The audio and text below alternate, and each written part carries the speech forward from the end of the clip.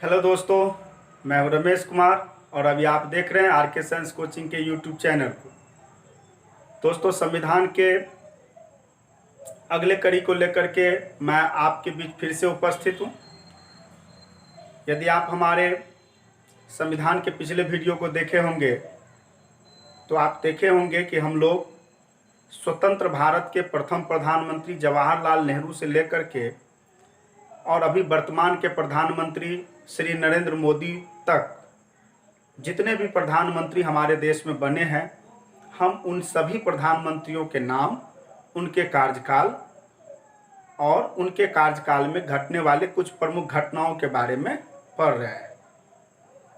आप यदि उस वीडियो को देखे होंगे तो उसमें देखे होंगे हम लोगों ने सबसे पहले बात किया प्रथम प्रधानमंत्री पंडित जवाहरलाल नेहरू, जिनका कार्यकाल 15 अगस्त 1947 से लेकर 1964 ईस्वी तक रहा। और जब पंडित जवाहरलाल नेहरू का निधन हो गया तब कार्यवाहक प्रधानमंत्री के रूप में गुलजारी लाल नंदा जी रहे। वे बहुत अधिक दिनों तक नहीं रहे चूंकि कार्यवाहक प्रधानमंत्री थे। उनके बाद प्रधानमंत्री बनने का गौरव लाल बहादुर शास्त्री जी को मिला। लाल बहादुर शास्त्री जी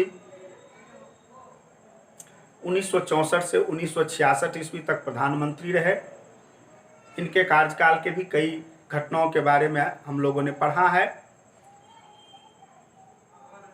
और इनका निधन ताशकंद में हो गया। इसके बाद फिर से कार्यवाहक प्रधानमंत्री के रूप में गुलजारी लाल नंदा जी प्रधानमंत्री बने और उसके बाद चौथे प्रधानमंत्री के रूप में श्रीमती इंदिरा गांधी जी बनी। श्रीमती इंदिरा गांधी 2 कार्यकाल में प्रधानमंत्री रहे। यदि उनके कार्यकाल को देखें आप तो पहली बार 1966 ईस्वी में जब वो प्रधानमंत्री बनी तो 1977 ईस्वी तक प्रधानमंत्री बनी रही और दूसरा कार्यकाल इनका 1980 ईस्वी से 1984 ईस्वी तक रहा। तो आज हम लोग प्रधानमंत्री इंदिरा गांधी से ही शुरू करने वाले हैं। सबसे पहली बात तो हम लोगों को यह जानना चाहिए कि भारत के प्रथम महिला प्रधानमंत्री बनने का श्रेय श्रीमती इंदिरा गांधी को ही मिला हुआ है। और इंदिरा गांधी के शासनकाल में हम लोग देखेंगे कई महत्वपूर्ण घटना हुई। ये घटना भारतीय समाज, भारतीय राजनीति, भारतीय अर्थव्यवस्था और भारतीय सभ्यता संस्कृति को बहुत अधिक प्रभावित किया। हम उन घटनाओं के बारे में एक एक करके पढ़ेंगे। तो सबसे पहले हम लोग यह पढ़ते हैं कि इंदिरा गांधी का जो प्रधानमंत्री के रूप में कार्यकाल शुरू होता है वह कार्यकाल चुनौतियों से भरा हुआ कार्यकाल था। उनका शुरुआती समय काफ़ी चुनौतियों से भरा हुआ था। और चुनौतियों से भरा हुआ क्यों कहते हैं, चलिए एक दो घटना को जब हम देखेंगे तो खुद ब खुद समझ जाएंगे कि कैसे उनके कार्यकाल का आगाज चुनौतियों से हुआ। जब वो प्रधानमंत्री बनी उस समय सबसे पहले उनका जो सामना हुआ वो गोलकनाथ बनाम पंजाब राज्यवाद से हुआ। गोलकनाथ बनाम पंजाब राज्यवाद में सुप्रीम कोर्ट ने यह फैसला सुनाया था कि संसद जो है वो मौलिक अधिकार में किसी भी प्रकार का संशोधन नहीं कर सकती है। साथ ही साथ संसद के द्वारा किसी भी प्रकार का कानून बनाया जाता है, चाहे वो सामान्य विधेयक हो या संविधान संशोधन विधेयक हो या धन विधेयक हो, किसी भी प्रकार का विधेयक हो, उस विधेयक का संवैधानिकता का जांच सुप्रीम कोर्ट के द्वारा की जाएगी, अर्थात संसद किसी भी प्रकार का विधि बनाती है तो उसको सुप्रीम कोर्ट में चुनौती दिया जा सकता है।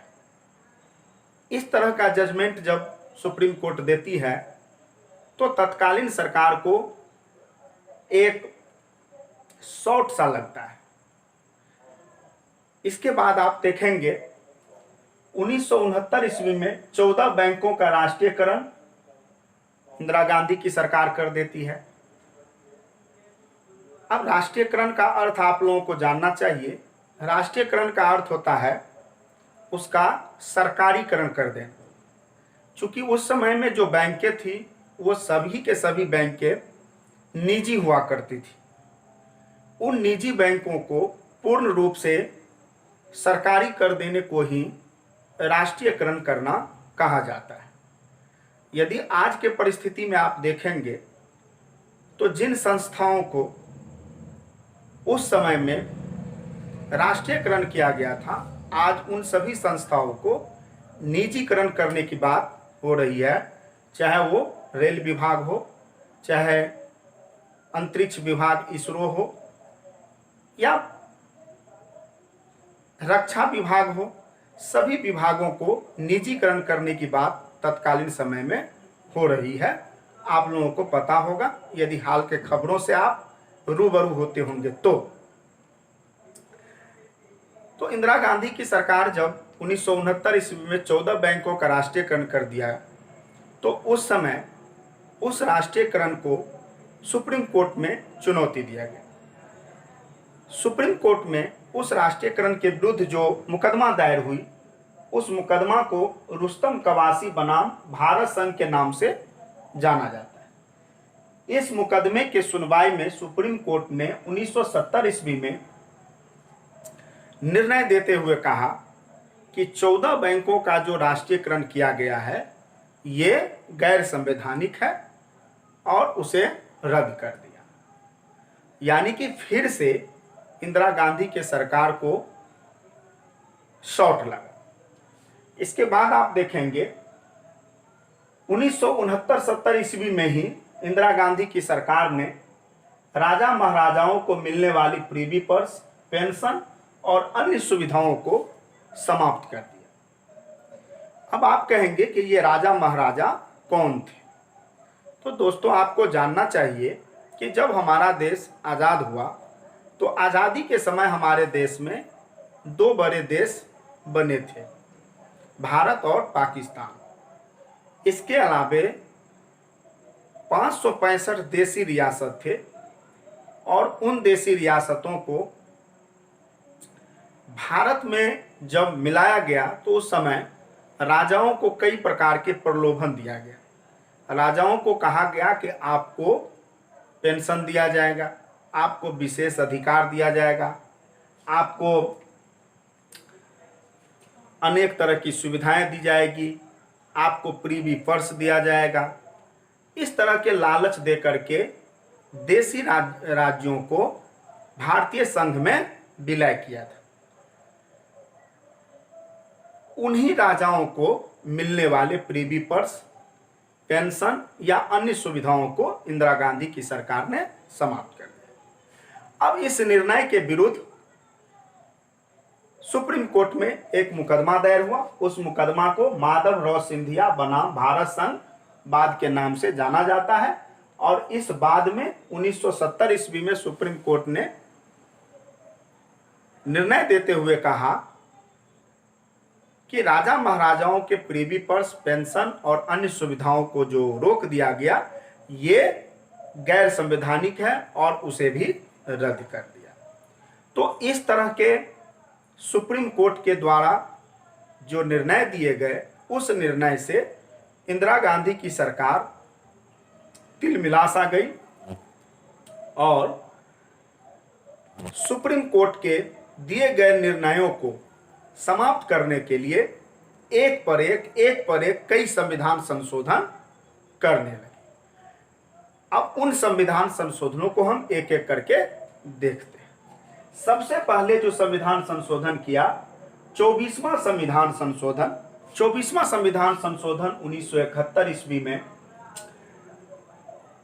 अनुच्छेद 13(4) में संशोधन करके विधि के परिभाषा को बदलने का प्रयास किया गया और इसके साथ ही अनुच्छेद 368 के द्वारा जो संशोधन किया जाता है उसमें संविधान संशोधन के मामले में राष्ट्रपति को एक हिसाब से बॉन्डेड कर दिया गया, यानी कि संविधान संशोधन विधेयक को हर हाल में राष्ट्रपति मंजूर करेंगे, ऐसा प्रावधान कर दिया। इसके बाद 25वां संविधान संशोधन 1971 ईस्वी में हुआ और 1971 ईस्वी में 25वां संविधान संशोधन के तहत संविधान में एक नया अनुच्छेद 31C जोड़ा गया और इसके तहत नीति निर्देशक तत्व को मौलिक अधिकार पर वरीयता दे दिया गया, यानी कि नीति निर्देशक तत्व को मौलिक अधिकार से वरीय माना गया। नीति निर्देशक तत्व के तहत यदि सरकार के कोई कार्य करती है और उस कार्य से मौलिक अधिकार का हनन होता है तो उसे मौलिक अधिकार का हनन नहीं माना जाएगा, ऐसा प्रावधान कर दिया। इसके बाद 26वां संविधान संशोधन 1971 के द्वारा राजा महाराजाओं को मिलने वाले प्रीवी पर्स, पेंशन और अन्य सुविधाओं को संविधान संशोधन करके समाप्त कर दिया और 14 बैंकों का जो राष्ट्रीयकरण किया था और उसको जो सुप्रीम कोर्ट ने अवैध घोषित कर दिया था उसको भी संवैधानिक संशोधन के द्वारा लागू कर दिया। इस तरह से इंदिरा गांधी की सरकार का आगाज होता है। 1971 ईस्वी में पहली बार लोकसभा के कार्यकाल पूरा होने से पहले ही भंग कर दिया गया। 1971 ईस्वी में चकमा शरणार्थी को लेकर भारत और पाकिस्तान के बीच युद्ध हो गया और उस युद्ध के परिणाम स्वरूप ही बांग्लादेश नामक एक नया देश बना। यहां पर आपको यह भी बताना जरूरी है कि जब हमारा देश स्वतंत्र हुआ तो सिर्फ स्वतंत्र ही नहीं हुआ बल्कि देश का विभाजन भी हुआ और विभाजन होकर धर्म के नाम पर दो देशों का निर्माण हुआ था। हिंदुओं के लिए हिंदुस्तान और मुस्लिमों के लिए पाकिस्तान। पाकिस्तान जो था उस पाकिस्तान के बनावट को जब हम लोग देखेंगे तो पाकिस्तान का बनावट दो तरफ था। यदि भारत के नक्शा को हम लोग देखेंगे तो इस तरह से देखेंगे हम लोग,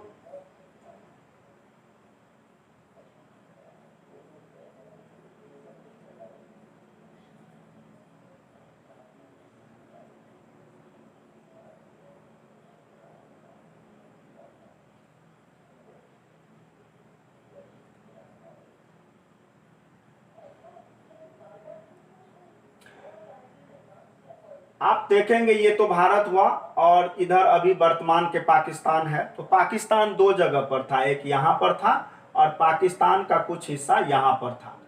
इसको जो है इसको पश्चिमी पाकिस्तान और इसको पूर्वी पाकिस्तान कहा जाता था। पाकिस्तान दो तरफ था। तो ये पश्चिमी पाकिस्तान और पूर्वी पाकिस्तान 1947 में बना था और दोनों पाकिस्तान ही कहलाता था।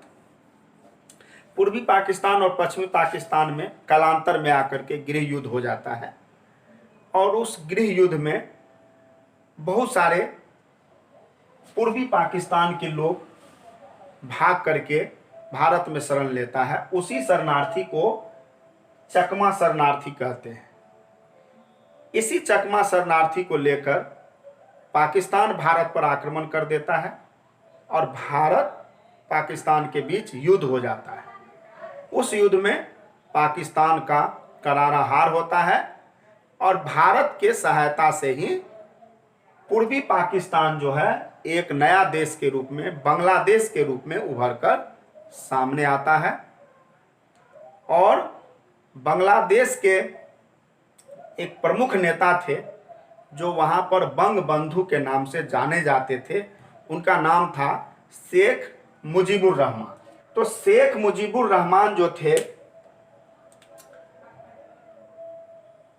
यही जो है सो बांग्लादेश के प्रथम प्रधानमंत्री बने। और यहाँ आपको यह भी बताना हम उचित समझता हूँ कि वर्तमान में जो बांग्लादेश के प्रधानमंत्री है शेख हसीना, ये शेख हसीना जो है इन्हीं शेख मुजीबुर रहमान की बेटी है। 1974 ईस्वी में शेख मुजीबुर रहमान और इंदिरा गांधी के बीच लैंड बाउंड्री एग्रीमेंट हुआ था और इस एग्रीमेंट के तहत बांग्लादेश के कुछ भागों को भारत में मिलाना था और भारत के कुछ जगहों को बांग्लादेश को देना था और एक सीमा निर्धारित करना था। इस तरह का समझौता इंदिरा गांधी और शेख मुजीबुर रहमान के बीच में 1974 ईस्वी में हुआ था। लेकिन वह समझौता अधूरा ही रह गया। अधूरा इसलिए रह गया कि उसी बीच में शेख मुजीबुर रहमान का हत्या हो जाता है और वह लैंड एग्रीमेंट पूरा नहीं हो पाता है। इस लैंड एग्रीमेंट को हाल ही में वर्तमान के प्रधानमंत्री नरेंद्र मोदी के कार्यकाल में पूरा हुआ और स्थानों का अदला बदली किया गया। इसके बाद 18 मई 1974 ईस्वी को भारत जो है अपना पहला परमाणु परीक्षण कर लेता है और इस समय प्रधानमंत्री इंदिरा गांधी थी। और ये जो परमाणु परीक्षण है, इस परमाणु परीक्षण के द्वारा भारत विश्व का छठा परमाणु शक्ति संपन्न देश बन गया। इससे पहले संयुक्त राष्ट्र के जो 5 अस्थायी सदस्य हैं सुरक्षा परिषद के, उन्हीं के पास परमाणु शक्ति था। और इंदिरा गांधी के शासनकाल में ही भारत पहली बार छठा परमाणु संपन्न देश बना। इसके बाद आप देखेंगे तो 35वां संविधान संशोधन द्वारा सिक्किम को सह राज्य का दर्जा दिया गया और हमारे संविधान में एक नया अनुच्छेद 2A जोड़ा गया। इसके बाद 36वां संविधान संशोधन 1975 ईस्वी में, ये दोनों संविधान संशोधन 35वां और 36वां संविधान संशोधन 1975 ईस्वी में हुआ। तो 36वां संविधान संशोधन के द्वारा सिक्किम को पूर्ण राज्य का दर्जा दे दिया गया और ये संविधान का जो एक नया अनुच्छेद 35वां संविधान संशोधन में जोड़ दिया गया था, इस संशोधन को हटा दिया गया। इसके बाद आप देखेंगे तो इंदिरा गांधी के शासनकाल में एक बहुत बड़ी घटना हुई और उस घटना से इंदिरा गांधी की सरकार भी कालांतर में आकर गिर गई। और वह घटना क्या था? वह घटना था राष्ट्रीय आपातकाल का घोषणा करना, यानी कि देश में राष्ट्रीय आपातकाल लगा देना। 25 जून का वो दिन था।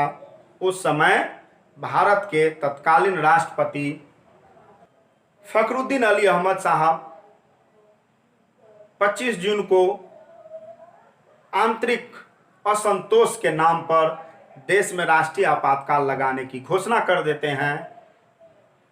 और उस समय जब इंदिरा गांधी राष्ट्रपति महोदय को फोन करते हैं, फोन पर जो प्रधानमंत्री के द्वारा कह दिया जाता है, उस बात को राष्ट्रपति मंत्रिमंडल का निर्णय समझ करके राष्ट्रीय आपातकाल की घोषणा कर देते हैं। और यह राष्ट्रीय आपातकाल 26 जून 1975 ईस्वी को देश में लागू हो जाता है।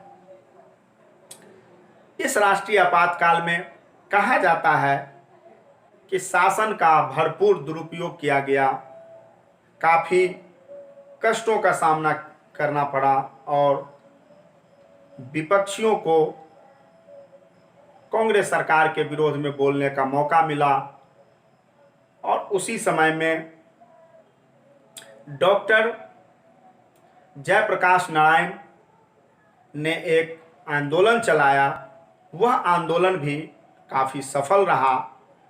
परिणाम स्वरूप इंदिरा गांधी की सरकार को 1977 के चुनाव में करारा हार का सामना करना पड़ा। तो इस घटना के समय भी प्रधानमंत्री इंदिरा गांधी ही थी। इसके बाद हम लोग देखेंगे तो 42वां संविधान संशोधन 1976 ईस्वी में जब हुआ, उस समय देश की प्रधानमंत्री इंदिरा गांधी ही थी। और कहा जाता है कि 42वां संविधान संशोधन जो था वह संशोधन इंदिरा संविधान के नाम से जाना जाता था और अभी भी जाना जाता है। जितने भी संविधान संशोधन हुए उसमें 42वां संविधान संशोधन एक अजूबा संविधान संशोधन था। उस संविधान संशोधन के द्वारा बहुत सारे संविधान में परिवर्तन कर दिया गया था। और उन परिवर्तनों में एक परिवर्तन यह भी था कि लोकसभा का जो कार्यकाल था उसको 5 साल से बढ़ाकर 6 साल कर दिया गया था। राष्ट्रीय आपातकाल में जो दिक्कतों का सामना करना पड़ा, लोगों को जो सताया गया, कानून को जो दुरुपयोग किया गया, उस दुरुपयोग से इंदिरा सरकार की काफ़ी बुराइयां हुई और उस बुराइयों से ही इंदिरा गांधी की जो सरकार थी वो अगले चुनाव में नहीं जीत सकी। इंदिरा गांधी की सरकार को यानी कांग्रेस को हराने के लिए देश के जितनी भी पार्टियां थी सभी पार्टियां मिलकर एक हो गई। एक तरफ देश की सभी पार्टियां और दूसरी तरफ कांग्रेस थी। सभी पार्टियां मिलकर के जनता पार्टी नाम का एक पार्टी बनाया और उसी के नेतृत्व में चुनाव हुआ 1977 ईस्वी में, जिसमें कांग्रेस की हार हुई और गठबंधन की जीत हुई। और उस गठबंधन से मोरारजी देसाई को प्रधानमंत्री बनाया गया। प्रधानमंत्री मोरारजी देसाई के नाम से कई रिकॉर्ड है, जैसे कि प्रथम गैर कांग्रेसी प्रधानमंत्री बनने का श्रेय किसे प्राप्त है, तो वह मोरारजी देसाई को प्राप्त है। मोरारजी देसाई ऐसे प्रधानमंत्री हुए जो सबसे अधिक उम्र के प्रधानमंत्री हुए। इतना ही नहीं, मोरारजी देसाई ही प्रथम प्रधानमंत्री है जो अपने पद पर रहते हुए पहली बार इस्तीफा दे दिए। इनके कार्यकाल में भी बहुत सारे कार्य हुए, कुछ बहुत अच्छे कार्य हुए। अच्छे कार्यों में एक कार्य है 44वां संविधान संशोधन 1978। कहा जाता है कि 44वां संविधान संशोधन 1978 के द्वारा 42वां संविधान संशोधन के द्वारा संविधान में जितनी भी परिवर्तन की गई थी उसमें से अधिकतम संशोधनों को रद्द कर दिया। 44वां संविधान संशोधन बहुत ही महत्वपूर्ण है और 42वां संविधान संशोधन बहुत ही महत्वपूर्ण है। कभी मौका मिला तो इन दोनों संशोधनों पर हम लोग विस्तार पूर्वक चर्चा करेंगे। मोरारजी देसाई के सरकार में ही अटल बिहारी वाजपेयी को विदेश मंत्री बनाया गया था और अटल बिहारी वाजपेयी पहले भारतीय व्यक्ति हैं जो संयुक्त राष्ट्र में के महासभा में हिंदी में भाषण दिए थे, यानी महासभा को हिंदी में संबोधित किए थे। मोरारजी देसाई के शासनकाल में 1978 ईस्वी में बिंदेश्वरी प्रसाद मंडल की अध्यक्षता में एक मंडल आयोग का गठन किया गया था। यह जो मंडल आयोग बना था, ये मंडल आयोग संविधान के अनुच्छेद 340 के तहत बनाया गया था। अनुच्छेद 340 में यह कहा गया है कि राष्ट्रपति देश के पिछड़े हुए वर्गों के पहचान के लिए और उनके सुधार के लिए अनुशंसा करने वाली समिति बना सकती है। इसी अनुच्छेद को उपयोग में लेते हुए बीपी मंडल की अध्यक्षता में मंडल आयोग बनते हैं। मंडल आयोग संपूर्ण भारत के पिछड़ी जातियों का मुआयना करते हैं और लगभग 4000 जातियों को पिछड़ी जातियों के रूप में चिन्हित करते हैं और चिन्हित ही नहीं करते हैं बल्कि सरकारी नौकरियां एवं शिक्षण संस्थानों में उन्हें आरक्षण देने की बात करते हैं, जिसे बाद में आकर के भारत के पिछड़ी जातियों को 27% आरक्षण देने का प्रावधान किया जाता है। मोरारजी देसाई के शासनकाल में पंचायती राज संस्था में सुधार के लिए एक समिति बनता है। उस समिति को अशोक मेहता समिति कहा जाता है। इस बात की भी जानकारी होनी चाहिए। चूंकि हम लोग जानते हैं कि मोरारजी देसाई गठबंधन के सरकार में प्रधानमंत्री थे। गठबंधन अधिक दिनों तक नहीं टिक सका और 2 साल में ही गठबंधन टूट गया। मोरारजी देसाई इस्तीफा दे दिए और इस्तीफा दे देने से लोकसभा को भंग करने की अनुशंसा दे दी गई। लोकसभा भंग हो गया, फिर से चुनाव हुई। इस बीच चौधरी चरण सिंह प्रधानमंत्री बने और इनको अधिक दिनों तक प्रधानमंत्री बनने का गौरव प्राप्त नहीं हुआ।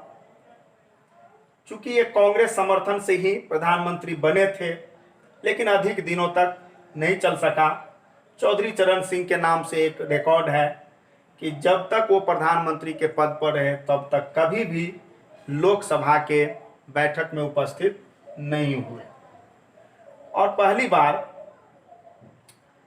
लोकसभा को कार्यकाल से पहले भंग करने की अनुशंसा कर दी गई। इसके बाद चुनाव हुए और चुनाव में इंदिरा गांधी के नेतृत्व में कांग्रेस की फिर से जीत हो जाती है और इंदिरा गांधी जो है देश के प्रधानमंत्री तीसरी बार बनती है। इंदिरा गांधी जो है ऐसे प्रधानमंत्री हैं जो पंडित नेहरू जी के बाद सबसे अधिक दिनों तक प्रधानमंत्री के पद पर बने रहे। यदि आप क्रम को देखेंगे तो सबसे अधिक दिनों तक प्रधानमंत्री बनने वाले प्रधानमंत्री पंडित नेहरू जी थे। दूसरे नंबर पर इंदिरा गांधी जी हैं। तीसरे नंबर पर मनमोहन सिंह हैं और चौथे नंबर पर अभी हमारे प्रधानमंत्री वर्तमान के प्रधानमंत्री नरेंद्र मोदी जी हैं। और इनसे पहले अगर आप देखें तो अटल बिहारी वाजपेयी जी थे, लेकिन अब जो है मोदी जी हो गए। इंदिरा जी लगभग 16 वर्षों तक प्रधानमंत्री रहती है। 1980 से 84 के दरमियान जब ये प्रधानमंत्री बनती है उस समय भी कई महत्वपूर्ण घटना होता है। उन घटनाओं को भी जानना बहुत जरूरी है। अक्सर इन घटनाओं से प्रश्न पूछा जाता है, जैसे कि 1983 ईस्वी में गुट निरपेक्ष राष्ट्रों का सम्मेलन दिल्ली में होता है और पहली बार भारत में गुट निरपेक्ष राष्ट्रों का सम्मेलन 1983 में ही हुआ था। इसीलिए यह और भी अधिक महत्वपूर्ण हो जाते हैं। हमें जानना चाहिए कि जब हमारा देश स्वतंत्र हुआ था उस समय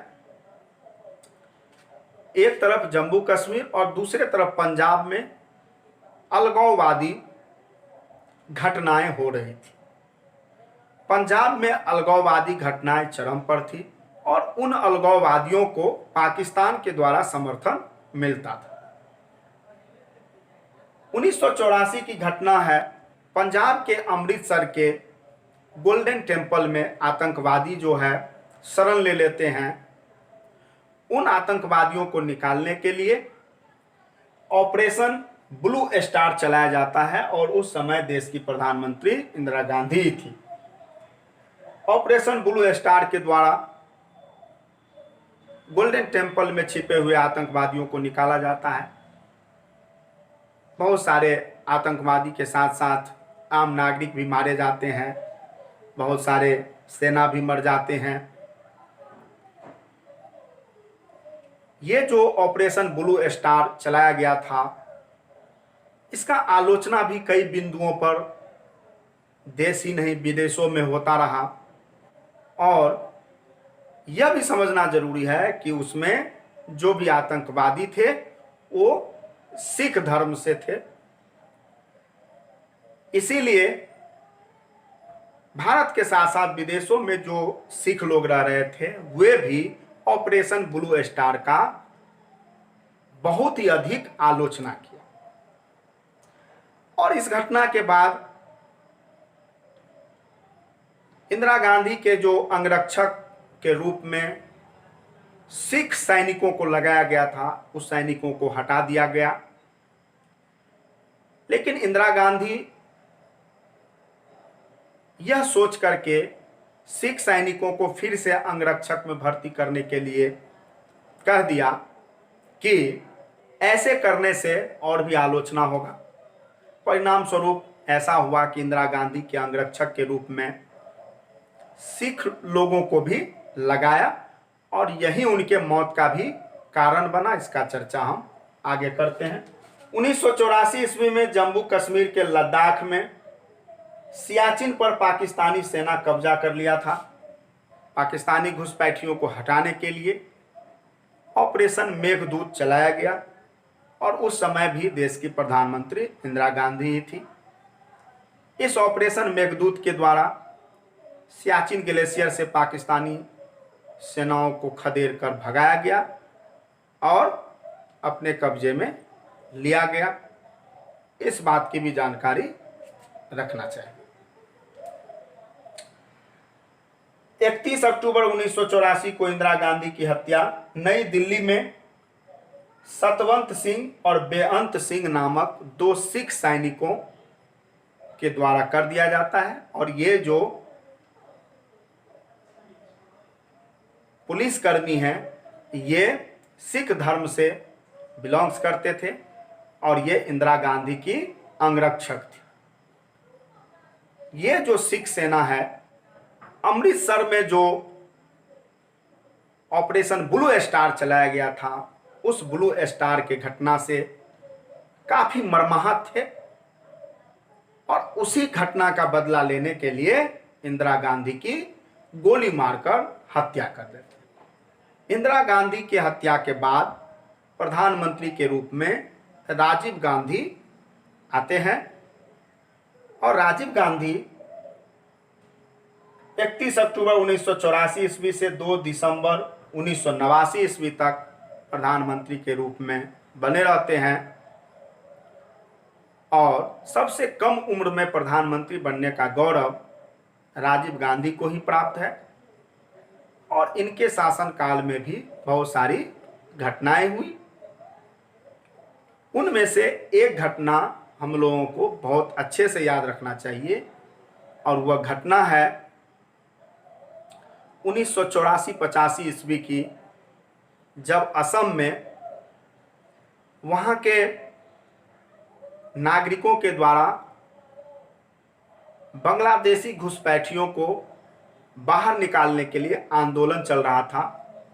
उस समय असम में एक भारी दंगा भी हुआ था। उस दंगा में लगभग 10,000 लोगों की मौत भी हो गई थी। तो असम के नागरिकों के साथ, वहाँ के संगठनों के साथ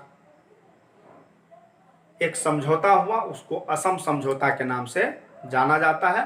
और उसी समझौता में बांग्लादेशी घुसपैठियों को बाहर निकालने के लिए भविष्य में एनआरसी बनाने की बात कही गई थी। और उसी समझौता के अनुसार असम में एनआरसी बनना शुरू हुआ था और हाल ही में बनकर वो तैयार हुआ, जिसका संपूर्ण देश में विरोध भी होता रहा। देश में ही नहीं विदेशों में भी इसका विरोध हुआ। विरोध चल ही रहे थे कि बीच में कोरोना वायरस का आपदा आ गया और इस आपदा में लॉकडाउन हो गया और उसी लॉकडाउन में अभी तक हम लोग अपने घरों में बंद है, बिल्कुल पूर्ण रूप से आज़ाद नहीं हुए हैं। तो इसके बारे में भी हम लोगों को जानना चाहिए। अब इसके बाद जो प्रधानमंत्री बने वहाँ से लेकर के वर्तमान के प्रधानमंत्री तक के नाम, उनके कार्यकाल और उनके कार्यकाल के प्रमुख कार्यों को अगले वीडियो में हम देखेंगे। फिर मिलते हैं अगले वीडियो में, तब तक के लिए आप लोगों को बहुत बहुत धन्यवाद।